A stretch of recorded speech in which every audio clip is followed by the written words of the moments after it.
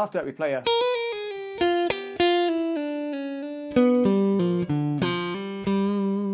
That's a diminished half whole lick. I won't go into the ins and outs of you know, kind of diminished stuff. You know, just learn the lick as is, but it's a scale that you can play for a slightly outside sound over dominant chords, which consists of just half tones and whole tones. It's a symmetrical scale. So as you can see here, we've got half tone, whole tone, half tone, and it just kind of goes in that sequence. So that's the first part. You know, it does sound slightly outside. So we've got 6, 7, 6. This is all kind of, you just pick the first note and the rest of the hammer-ons, pull-offs and slides. So 6, 7, 6, 4, slide to 3. So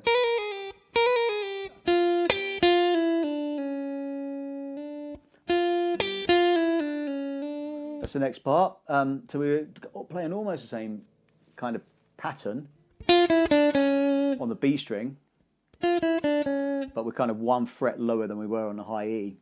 You'll see, yeah, if you mess around with the scale enough, you start to see the symmetry. I have a course called Blues the Next Level, which has some kind of diminished half whole licks that you might want to check out. But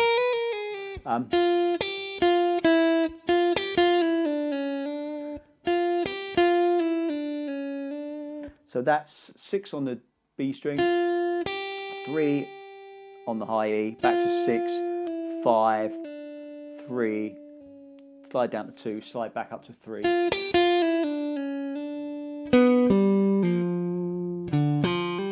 The next part is just outlining the dominant 7 chord, but these notes also feature in the diminished half whole scale in G.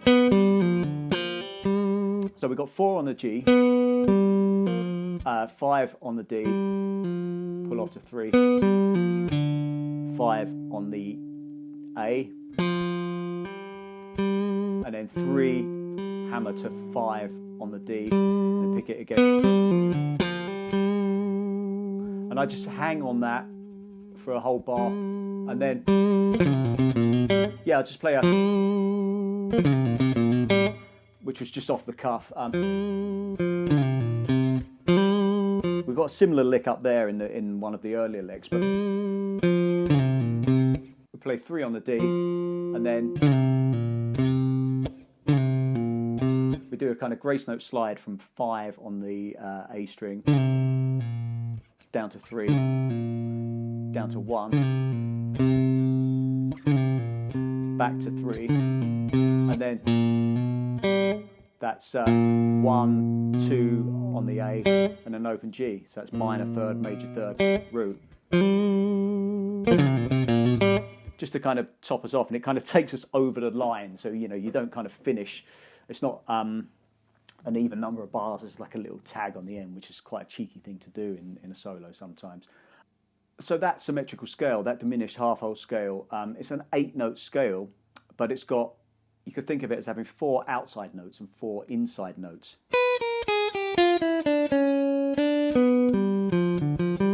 The 4 inside notes are actually a dominant 7th arpeggio. So you've got the major third, outside note, you've got the root, then you've got the 7th, which is a chord tone, you've got an outside note, then you've got the 5th, then you've got an outside note. So there's a lot of kind of, you know, that's why it sounds quite cool. Because it's got as many inside notes as it has outside notes. In actual fact, it's basically blues harmony. It's got a lot of the same notes that we've already been playing, but it's just, you know, different kind of emphasis. Can sometimes give you that, you know, if you like Robin Ford, it can kind of give you that kind of outside-y kind of flavour, which is cool.